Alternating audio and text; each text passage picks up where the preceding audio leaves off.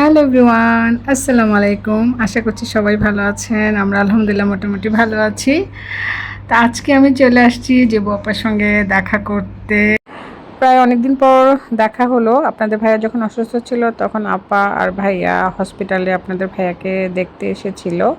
আপার বাড়ি হলো কুমিল্লা মুরাদনগর, ওখান থেকেই ঢাকায় ভাইয়ের বাসায় বেড়াতে আসে।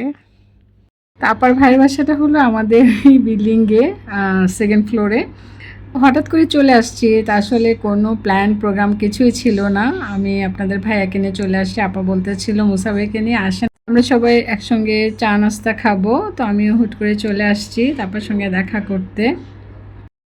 তো এর আগেও আমি এই বাসাতে এসেছি। এখানে আপার ভাইয়ের বউ থাকেন, ভাবি। তো ভাবির সঙ্গে আমার যোগাযোগ আছে। আমি অনেকবারই ভাবির বাসায় এসেছি, ভাবির সঙ্গে গল্প করেছি, ভাবি আমার বাসায় গিয়েছে। এই যে আমাদের ভাবি জেবু আপার সাথে বসে আছে ভাবি, তারপর জেবু আপার দুই রাজকন্যা, আমার বড় আপা আসছে, আর আমি আপনাদের ভাইয়া। তা আমরা সবাই একসঙ্গে বসে গল্প করছি।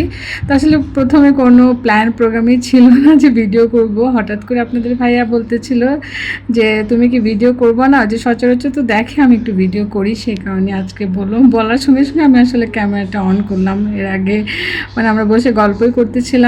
তো অনেক সময় ভিডিও করতে ইচ্ছে করে না, মনে হয় যে রিল্যাক্স বসে গল্প করি। আজকে তেমনই একটা ব্যাপার ছিল, তারপরও ভাবলাম যে আপনাদের সঙ্গে একটু করে শেয়ার করি। ভাবির হাতের মজার মজার খাবার খাচ্ছি।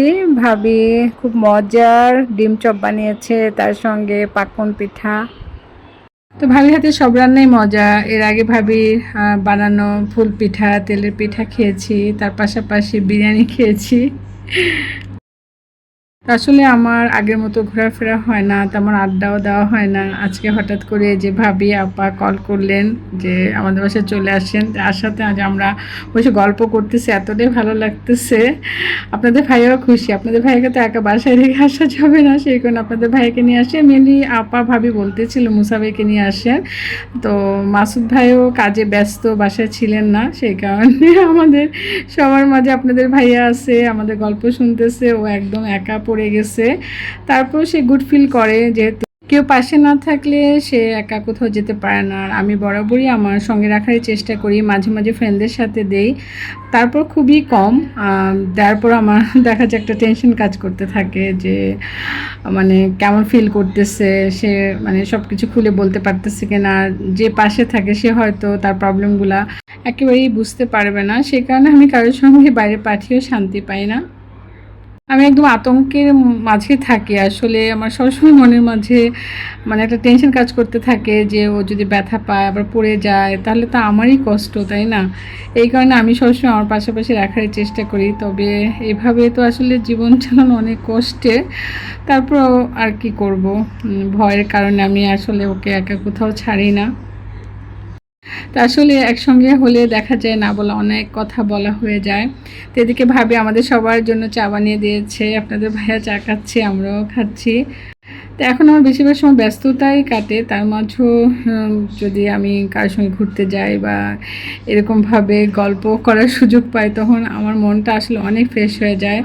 মনের অনেক কথা শেয়ার করি, কারণ এখন তো আমার মনটা আসলে সবসময় খারাপই থাকে, নানা রকম টেনশন থাকে। যখন কারোর সঙ্গে দেখা হলো, গল্প করলাম, তখন দেখা যায় অনেকটা টেনশন থেকে কিছুটা সময় রিল্যাক্স থাকি।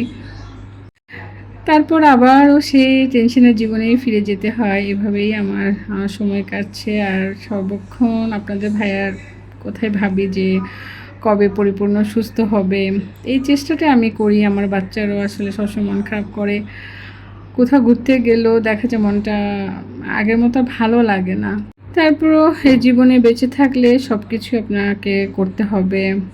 মনের দুঃখ কষ্টকে আড়াল করেই সবার সামনে হাসি মুখেই বেঁচে থাকতে হবে। সবাই মিলে আমরা বেশ অনেকক্ষণ গল্প করলাম। তারপর ভাবি রান্না করতে গেল, রান্নায় ব্যস্ত হয়ে পড়েছে। এদিকে আমি তো যে বাবার সঙ্গে এত গল্প করতেছি, মনে হচ্ছে যে আমাদের গল্প শেষই হচ্ছে না। তারপর হঠাৎ করে আমি খেয়াল করলাম যে আপার সঙ্গে আমার আজকে ড্রেসটা ম্যাচিং ম্যাচিং হয়ে গেছে। তারপর আপা বলতেছে, আল্লাহ একদম তো মানে কালারটা মানে একই রকম লাগতেছে। তা বলে হ্যাঁ তাই তো, এটা তো এর আগেও খেয়াল করিনি। তারপর এই তো আপারও মানে অনেক কথা আমার সঙ্গে শেয়ার করতেছে, আমিও আপার সঙ্গে শেয়ার করতেছি। বেশ অনেক দিন পর মনটা অনেক ফ্রেশ লাগলো। আজকের এই সুন্দর মুহূর্তটা আপনাদের সঙ্গে শেয়ার করলাম। সবাই ভালো থাকবেন, আবারও দেখা হবে, কথা হবে। আজকের মতো বিদায়।